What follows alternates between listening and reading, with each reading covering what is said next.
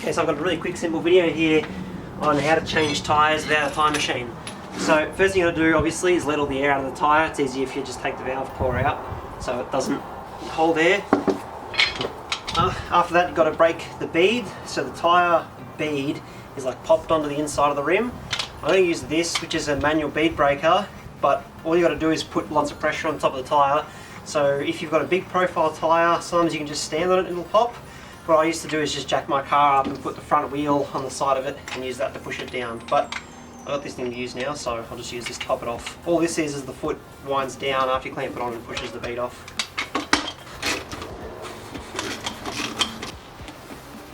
So if you're going to be doing this a lot, I'd recommend buying one of these. It's called tyre jaws, and it makes this a bit quicker than having to jack your car up and down a bunch of times to get the bead to pop.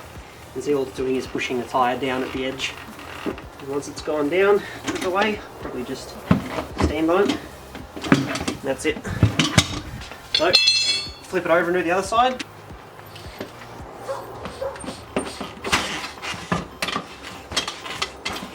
So what we need to do is work out now which side of the tyre we have to get off first. You can see the tyre is popped off the bead now. There's a gap in here on both sides.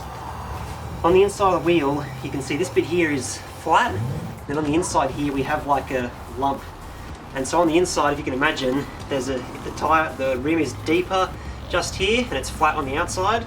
So you need the deep part at the top, which for most wheels is up this way, unless you have something with crazy dish, it might be upside down. And the way you get the tyre off is you need to get the tyre bead, because it's steel and doesn't stretch. You put the tyre bead into that deep part, and you get the other side off. So make sure this is popped all the way off and around. Now I've got a couple of tyre levers, but I use a screwdriver as well. It doesn't really make much of a difference. Tyre lever's a bit handy because it's got a little foot on the end of it, but screwdriver works fine. I'm going to grab the bead of the tyre and pull it over. If I just pull it like this, it doesn't actually pull because of the steel bead. But if you push the tyre down into that groove, oops, hang on to the tyre lever. If you push the tyre down in that groove, I can then pop it over, because as you can see here, the tyre's pulled down into that deep part of the wheel, and that deep part of the wheel is what we have to use to get the tyre off. So, grab another lever, and I'll just start working my way around. As you can see, I'm just working the tyre levers, only doing about that much at a time. If you try and pull too much of the bead around at once, you won't be able to. So you need to keep making sure as you're going around, this part of the tyre is going into the deep section of the rim, so the bead can pull in and the other side of the bead can come around, because these tyre beads do not stretch, and that's what you have to remember. You can't stretch the tyre over, you have to use the shape of the wheel to get the tyre over.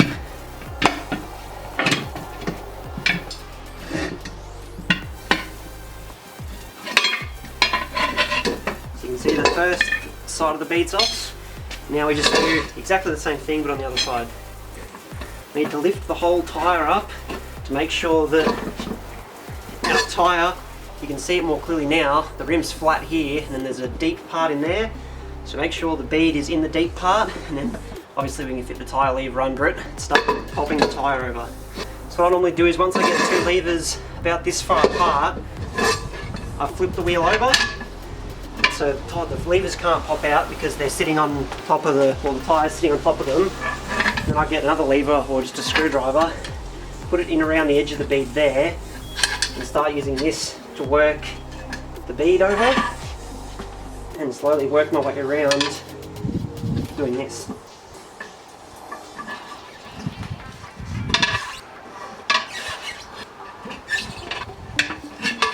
There you go. That's the wheel out. Now we'll get the next tyre and ready to put it on. So we've got our new tyre. First thing you need to do is work out which is the inside and which is the outside.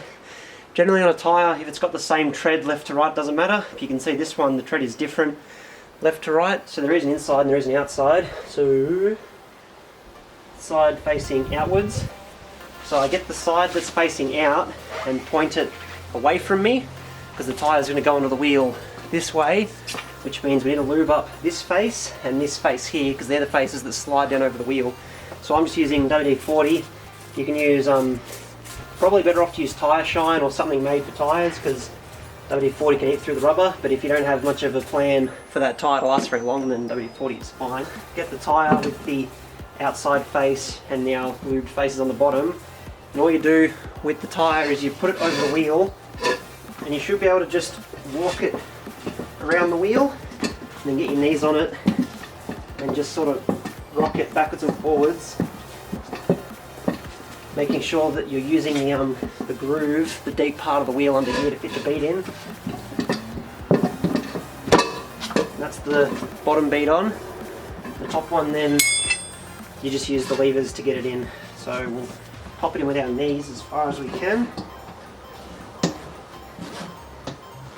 This is about as far around as I can get it with my knees, and then we just use the tyre lever, work our way around, popping on a small section of it at a time.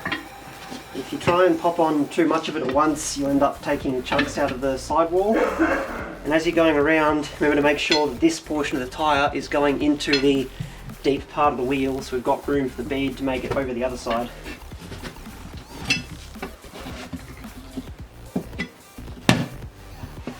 That's it, all done. Put the valve core back in and ready to be pumped up.